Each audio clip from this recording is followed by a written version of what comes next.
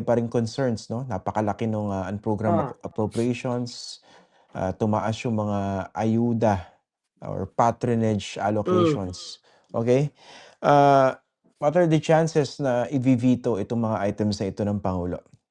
Parang ayokong pangunahan yung Pangulo. Basta meron. Basta may mangyayari. Basta merong ire-report ang Pangulo patungkol diyan. Meron At siyang hindi mga niya. kakatayan na items.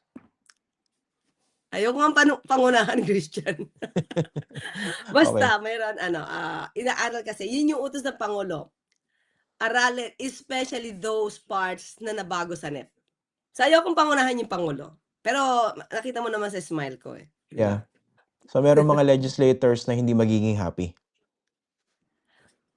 Ayoko naman sabihing hindi magiging happy basta ito ang ginagawa naman ng Pangulo dito is para maging maayos yung budget natin. Hindi I mean, legal, technical, aayusin lahat 'yan, 'no?